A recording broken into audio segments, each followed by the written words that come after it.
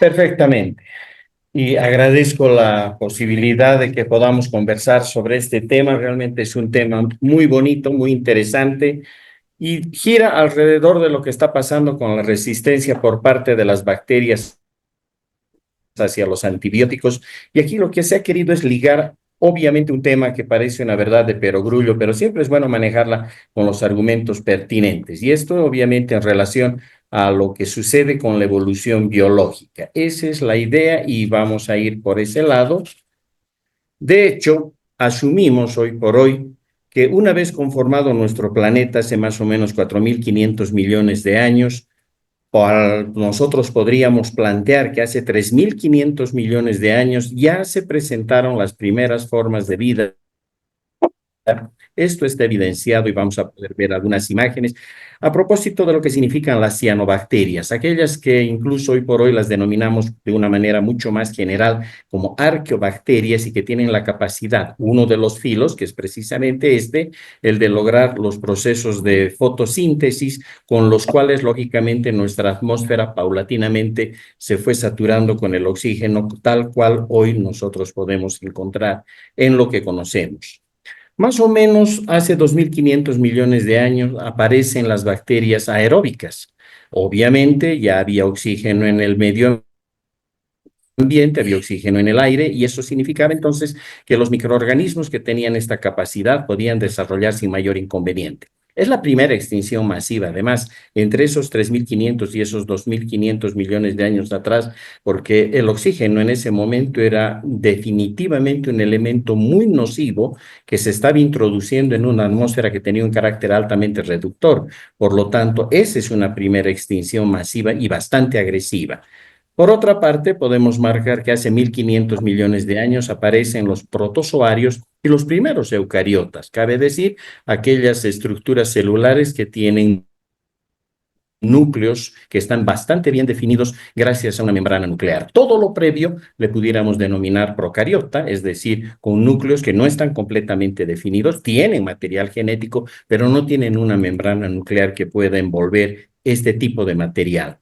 Más o menos hace 1.000 millones de años, las algas, no solamente ya las verdes que en su momento aparecieron, sino las rojas también empiezan a debutar en nuestro planeta. Y lo más interesante, aparece el fenómeno de la endosimbiosis. Ya nos vamos a referir a esto láminas más adelante. Finalmente, hace 500 millones de años podemos hablar de una diversificación de lo que correspondería a las células de corte eucariota, las multicelulares, aparece la multicelularidad y además, junto con esto, aparecen todos aquellos fenómenos con los cuales hoy por hoy ya estamos bastante identificados y los manejamos muy bien. Ustedes están viendo ahí las imágenes de los famosos estromatolitos. Acá les voy a mostrar simplemente en la imagen, lo voy a pasar a nuestros señores académicos. Ahí tienen una muestra de estromatolitos, precisamente son estructuras calcáreas laminadas que en todo caso estaban compuestas por capas de, en este caso, cianobacterias, bacterias, arqueobacterias, las cuales tenían una capacidad bastante intensa en lo que se refiere a fotosíntesis. Posteriormente, por acciones virales, y aquí están ustedes viendo lo que queda de esto, en la medida que se van por acreción acumulando las capas de este tipo de estructuras biológicas, alcanzamos finalmente la posibilidad de que puedan conformarse estos estromatolitos. Lo interesante, además, es de que hoy por hoy sabemos que estos estromatolitos tienen una importancia gravitante porque nos permiten entender mejor lo que ha pasado en nuestro mundo desde el punto de vista biológico. Es cierto que hay todavía mucho por hablar, pero ya es bueno que nos adentremos en lo que nosotros necesitamos puntualizar esta noche. Pongamos a la evolución en pocas palabras para no hacerlo muy pesado. La idea básica de la evolución biológica es que las poblaciones y las especies tienden a modificarse en la medida que pasa el tiempo. Ese es un primer hecho que ya no se lo puede hoy por hoy discutir, pero obviamente tenemos que añadir otras ideas. Esto significa que las especies se van a ir modificando a lo largo del tiempo, dando origen a nuevas especies y desde ya esto significa que todo empieza desde un punto clave, en este caso, desde ancestros que son comunes y en nuestro caso, desde un ancestro que es común a todas las formas biológicas que hoy por hoy conocemos. Por otra parte, Darwin en realidad a veces es mal interpretado. Suponemos que Darwin es el que ha trabajado en lo que corresponde a la evolución biológica y en realidad no es tan así. Antes de Darwin ya se hablaba de la posible modificación de las especies y lógicamente lo que había que hacer era ordenar estas ideas. Eso es lo que hizo Darwin, pero lo más importante, no dijo qué pasó, sino cómo pasó. Y el cómo es desde ya la selección natural. Ese es el gran aporte darwiniano. De hecho, debido a que los recursos son limitados en la naturaleza, cualquier organismo que tenga rasgos heredables y que favorezcan su supervivencia y sobre todo su reproducción, van a tender a dejar mayor descendencia en relación a sus pares, lo que hace automáticamente que la frecuencia de estas características aumente a lo largo de varias generaciones. Son modificaciones que se van introduciendo y en la medida que son seleccionadas, y si obviamente hay un medio ambiente con la cual concuasan sin mayor inconveniente, terminan finalmente haciéndose importantes y prevalentes. La selección natural finalmente hace que las poblaciones terminen adaptadas a su entorno con el paso del tiempo. Y así entonces, nada más que dependería del medio ambiente, las modificaciones en el medio ambiente también, y desde ya va a requerir de que existan variaciones que puedan heredarse en cadena. Si no existen estos criterios, no podemos hablar de evolución y obviamente hoy por hoy estaríamos detenidos todavía en esta etapa. Todas las células, bacterias en nuestro caso, contienen determinados tipos de componentes químicos que son complejos. A eso les llamamos macromoléculas. Estamos hablando de proteínas, estamos hablando de ácidos nucleicos, lípidos en todas sus formas, polisacáridos, etcétera. Obviamente, si nosotros revisamos estos componentes químicos, vemos que se repiten en todos los seres vivos, ¿verdad? En todas las escalas que nosotros podamos trabajar. Por eso es que hoy por hoy, si tiramos la película para atrás, al igual que se hizo con el origen de nuestro universo, en lo que se refiere a llegar hasta el Big Bang, nosotros también podemos llegar a un Big Bang, en este caso de corte biológico, y pensar que ha existido un antecesor común. A ese antecesor común le hemos llamado Luca, precisamente por comportarse en este caso como el último, si ustedes quieren, ascendiente para nosotros, común, y que lógicamente se convierte en la forma ancestral primitiva. A partir de esta estructura, que en algún momento, hace 3.500, 3.800 millones de años, apareció en el planeta, pues lógicamente todas las líneas celulares empezaron a desarrollar. Esto ha significado de que la diversidad ha partido precisamente a partir de Luca y desde ya, hoy por hoy, nosotros podemos afirmar que cualquier célula, y en nuestro caso bacterias, es básicamente un sistema abierto, termodinámicamente hablando y biológicamente abierto. Esto significa que está sometida a cambios continuos, pero lo más interesante es que aún así mantiene todavía su especificidad y en este caso los grados de especiación que en su momento propugnaba y planteó también Ernest Mayr.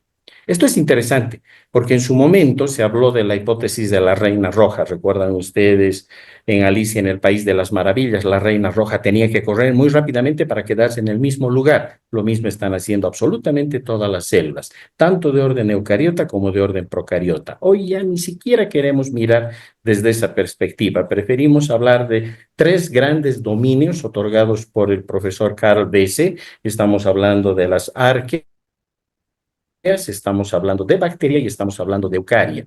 Estos tres dominios hacen exactamente lo mismo. Tienen que correr muy rápido biológicamente hablando para conservar sus características y heredar a su próxima generación. No hay otra forma en la cual se puedan mover y a partir de ello, lógicamente, demostrar lo que estamos hablando.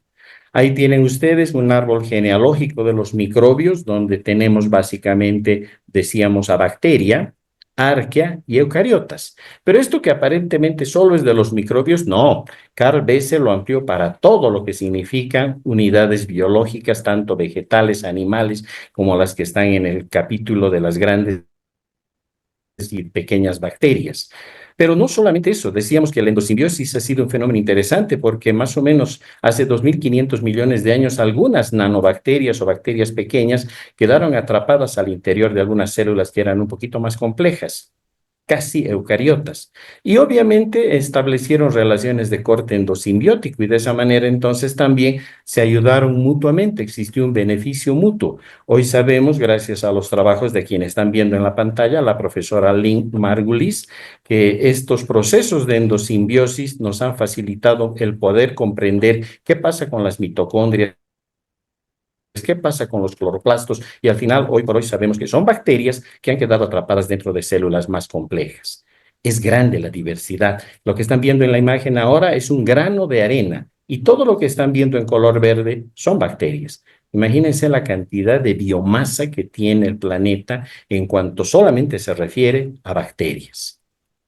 Damos un paso más, pero cualquier cambio se tiene que producir en el material genético de la bacteria y para ello entramos a hablar del cromosoma de las bacterias. Sabemos que este está compuesto básicamente por ácido desoxirribonucleico, básicamente circularizado. Esta es una imagen siempre bonita, lo que se ha hecho es una digestión parcial de la pared y miren ustedes, todo lo que aquí está alrededor en forma de esta especie de cinta que no parece tener fin es el material genético de la bacteria.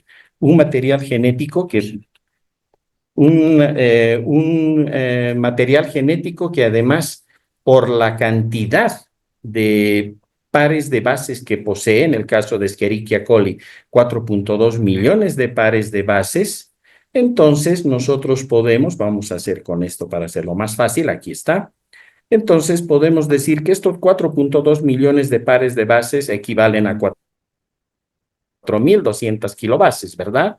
Si nosotros además estiramos este material genético y pudiéramos aplicarle una regla y medirle, mediría aproximadamente 1.3 milímetros de longitud. Y aquí surge una paradoja del mundo de las bacterias. ¿Cómo algo que mide 1.3 milímetros puede estar dentro de una estructura que tiene 2-3 micrómetros de longitud por 0,2 a 0,4 micrómetros de diámetro?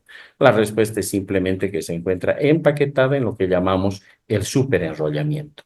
Pero ese material genético se está modificando y esas modificaciones para nosotros prácticamente constituyen el terreno de lo que son las mutaciones. Sabemos que estas mutaciones, de una manera muy corta, simplemente son cambios en la secuencia del orden de los nucleótidos de ese material, pero que además tienen la capacidad de pasar a la próxima generación. Esto es interesante, porque de esa manera entonces podemos establecer que una de las fuentes usuales para la biodiversidad radica en estas mutaciones, siempre y cuando estén sometidas a la selección natural. Otra vez Darwin aparece por detrás. Pero, ¿cuáles son los mecanismos con los cuales opera la evolución? Básicamente la selección natural, ya lo hemos dicho. Lo que está haciendo la selección natural es buscar que aquellas formas que se adapten mejor a un medio ambiente que va cambiando puedan sobrevivir y pasar sus copias genéticas a la próxima generación, gracias a los procesos de mutación o cambios en su material genético. Pero además existe un compuesto impuesto en su momento por Seward Wright, y es excelente esta idea porque trabaja también con la posibilidad de la deriva genética. ¿Qué sería la deriva genética? No son nada más que modificaciones, pero en la frecuencia de las modificaciones o las mutaciones que se puedan dar. Si nosotros pensamos en la evolución como un hiperespacio evolutivo y miramos los picos en los cuales se van dando estas adaptaciones, las derivas genéticas nos están hablando de especies, en nuestro caso particular, de bacterias que conforman especies y que están girando, que se están moviendo cerca a esos picos. En algunos casos estos pueden influir, en otros casos pueden quedar sin mayor trascendencia. Pero también existe el flujo genético, la posibilidad que pase material genético desde una especie a otra especie. Y eso es bien conocido, tanto en el mundo de las bacterias, donde sabemos de que la promiscuidad de paso genético es tan alta que una Escherichia coli le regala material genético a un gonococo o una Klebsiella a un enterobacter, es decir, no tienen mayor inconveniente en pasarse material genético las unas a las otras. Y en el mundo de los eucariotas sabemos hoy por hoy, gracias a los trabajos de quien ha sido premio Nobel hace no más de 2 años en medicina, Svante Pavo, que evidentemente, gracias a sus estudios con los cuales ha rastreado los paleogenomas en cuanto a los procesos evolutivos humanos, que nosotros tenemos entre 2 y 4% de material genético de neandertales en lo que corresponde corresponde a nuestra estructura genética, excepto las poblaciones africanas. Ellas están absolutamente libres, son poblaciones puras genéticamente hablando. Y todavía nos queda la recombinación genética. En otras palabras, las modificaciones que se puedan dar una vez de que se han producido estos pasos de material genético. En las bacterias es fácil. Cualquier material genético que puede ingresar y de hecho es aceptado puede provocar modificaciones en sus fenotipos. Cambiando los fenotipos, automáticamente hablamos de recombinaciones genéticas. En las células eucariotas, sobre todo cuando los cromosomas, en este caso parenterales, van a confluir, van a intercambiar material genético y sabemos que a partir de esto tenemos una unidad biológica novedosa, nueva, representada por la nueva generación. Así que entonces, otra vez en el terreno de las bacterias, ¿qué va a pasar con una bacteria que usualmente la consideramos sensible frente a los antibióticos? Por las mutaciones que se van dando, pues lógicamente pueden ir modificando secuencias genéticas que tienen que ver con los órganos o los puntos blancos donde deberían actuar los antibióticos. Pared, membrana, al nivel del material genético, a nivel de las rutas, en todo caso, de síntesis o biosíntesis, a nivel del ribosoma, en sus unidades 50S o 30S, ¿verdad? Lo más interesante es que si esto fuese simplemente así, las modificaciones se verían muy lentamente, porque tendrían que pasar de generación en generación. Lo más grave es cuando empiezan a pasar de manera horizontalizada. Y ahí sí, los genes pueden transferirse horizontalmente, ya vimos hace un momento atrás, por flujo genético, recombinación genética, etcétera, y lo hacen, por ejemplo, por conjugación, lo que están viendo ustedes en la película, a través de estos tubos de conjugación, utilizando un pilus que se llama pilus sexual, y a partir de ello, una bacteria que no era en este caso resistente a un antibiótico, recibe la carga de los genes de otra bacteria que sí presentaba resistencia a un determinado antibiótico y a partir de ella, pues obviamente la modificación se ha presentado y ya queda establecida la resistencia como tal. En la dinámica bacteriana, vean ustedes, 100 generaciones transcurren en 24 horas. En nosotros, 100 generaciones en 2000 años. 1000 generaciones para las bacterias pasan en 10 días, para nosotros en 20.000 años.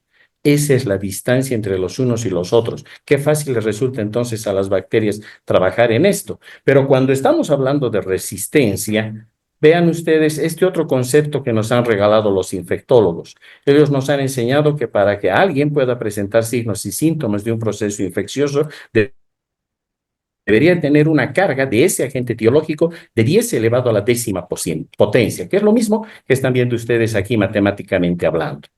Pero además, sabemos que existen tasas de mutación que están establecidas. Y hace un momento atrás veíamos ya esa tasa, que es de 10 a la menos 5 a 10 a la menos 8, con un promedio de 10 a la menos 6. Pongámoslos en fácil.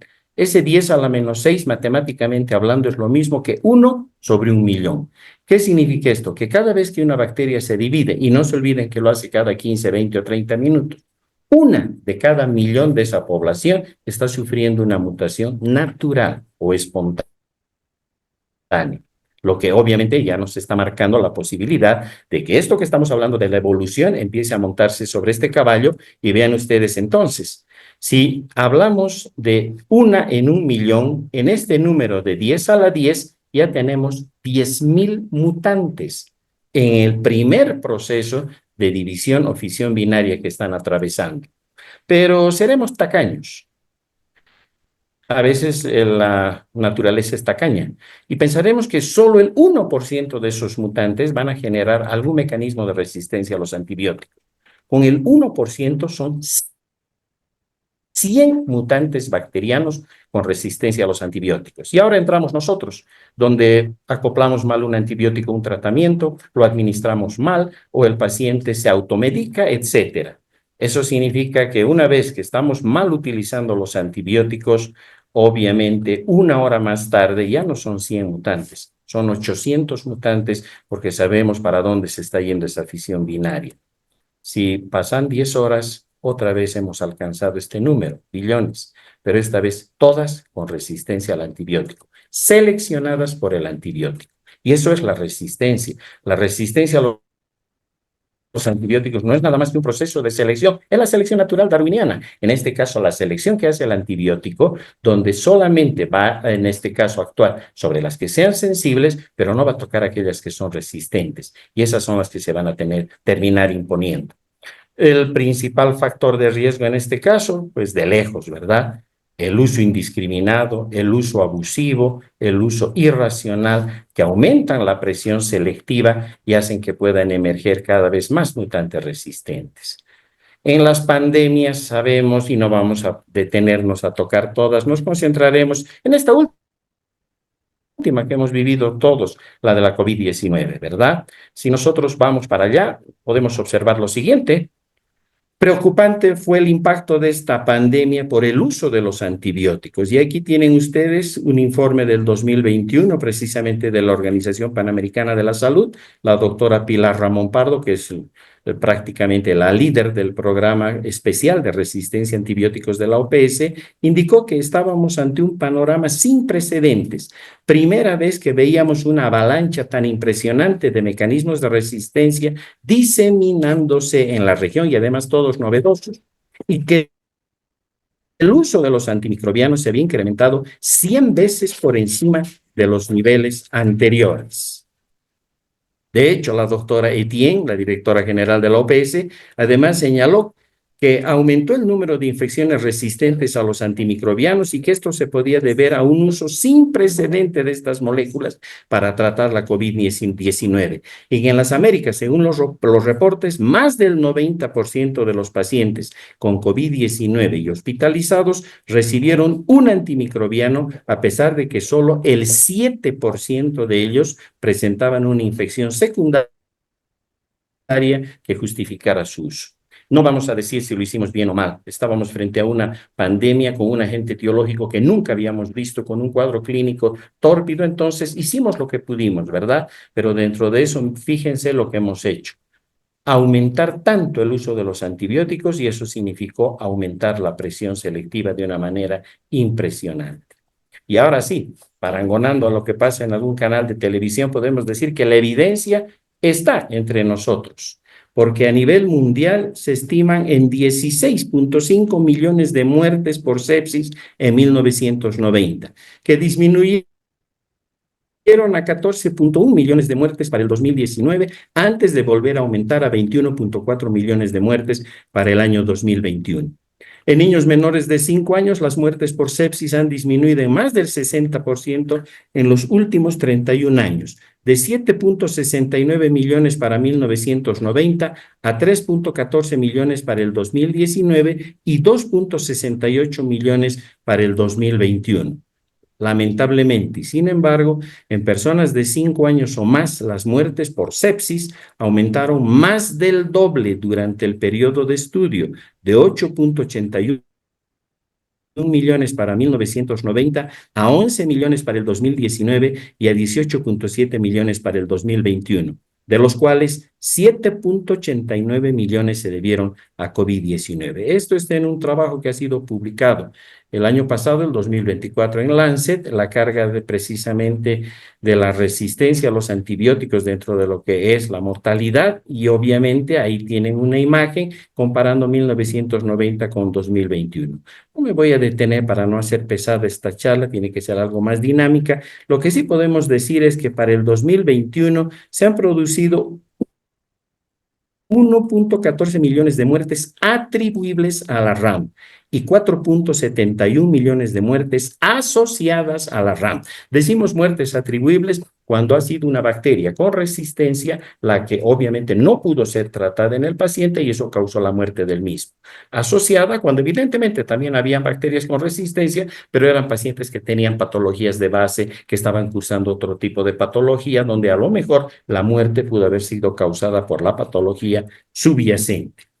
El porcentaje de muertes por sepsis que se asocian a la RAM, a la resistencia a los antimicrobianos, aumentó del 29% para 1990 al 35% a nivel mundial para el 2019, antes de bajar al 22% en el 2021. Pero además el porcentaje de muertes por sepsis atribuibles a la resistencia aumentó del 6.41% de 1990 al 8.51% a nivel mundial para 2019.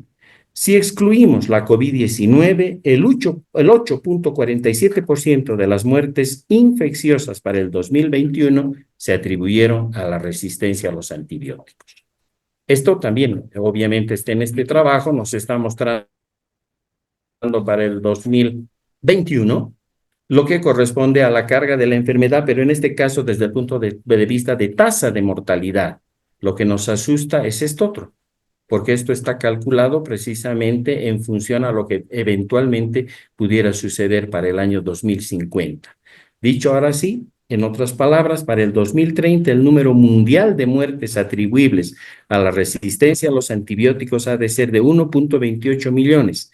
Entre el 2022 y el 2030, el aumento del número mundial de muertes atribuibles a la resistencia a los antibióticos va a ascender a un 13.14% para el 2030 y a un 69.6% para el 2050. Se prevé que para el 2030 la tasa de mortalidad atribuible a la resistencia a estas drogas y para todas las edades va a ser de 15.1 muertos por cada 100.000 habitantes, lo que supone un aumento del 6.3% con respecto al 2022. Dicho todo esto, entonces podemos estimar que para el 2050, y eso es el resultado de este trabajo, habrá 1.91 millones de muertes anuales atribuibles a la RAM a nivel mundial y 8.2 millones de muertes anuales asociadas con la resistencia, dando un total de 10.130.000. Eso significa que para ese 2050, que no está tan lejano, son 25 años por delante, cada minuto van a morir 19 personas afectadas por infecciones donde las causas etiológicas van a ser resistentes a los antibióticos que se puedan utilizar. Así que de manera acumulativa, desde el 2025 hasta el 2050, nuestro escenario de referencia pronostica 39.1 millones de muertes atribuibles a la RAM y 169 millones de muertes asociadas con esta resistencia hacia los antibióticos. Ya casi en la recta final, al igual que el FBI busca a los peligrosos delincuentes, también en microbiología buscamos a los microorganismos más peligrosos. Y esta es la lista del año 2024, prácticamente con la que estamos trabajando, la reciente, donde tenemos una serie de microorganismos a cuál más peligroso y sobre los cuales los sistemas de vigilancia están puestos. Pero lo más interesante es que si nosotros seguimos bajo la lupa de este trabajo, observen ustedes un detalle. Si vemos a Latinoamérica y el Caribe, los microorganismos que están allí puestos son terriblemente peligrosos. Básicamente estamos hablando de bacterias gram negativas del tipo de los enterobacterales que ya sabemos que hoy por hoy nos están causando problemas por la resistencia a los carbapenémicos a través de carbapenemasas. Pero lo más grave es lo que se ha encontrado estos últimos 4 años y es de que las bacterias ya no patean solo con una pierna, sino con las dos. Cabe decir, no solo producen carbapenemasas, sino que además se asocian con la producción de otras betalactamasas, por ejemplo, de espectro extendido, o tienen la capacidad de utilizar mecanismos, por ejemplo, de modificación de membrana, impermeabilidad, más producción de carbapenemasas. Es decir, ya no son mecanismos únicos o sencillos, son mecanismos combinados y lamentablemente estos microorganismos han aprendido a manejar muy bien esto, al igual que los bacilos gram negativos no fermentadores, el caso de Acinetobacter, el caso de Pseudomonas aeruginosa, etcétera. Al final es un problema de la resistencia que yo le llamo fenómeno en cabeza de medusa, porque no es una cosa solamente, ¿verdad? Es un sistema multifactorial, vean ustedes, hay una serie de problemas que se cruzan para que cada vez más nosotros podamos ver este problema de la resistencia acrecentándose y de esa manera colocándonos en una situación bastante peligrosa. Obviamente, la selección natural está operando y lo está haciendo de una manera muy fuerte y cada vez más se están quedando aquellas bacterias con estas potencialidades, con estos procesos de mejor adaptación frente a su medio ambiente y obviamente con esa capacidad de pasar su carga genética a sus otras generaciones o compartirlas, como hemos visto, horizontalmente con otro tipo de géneros y especies.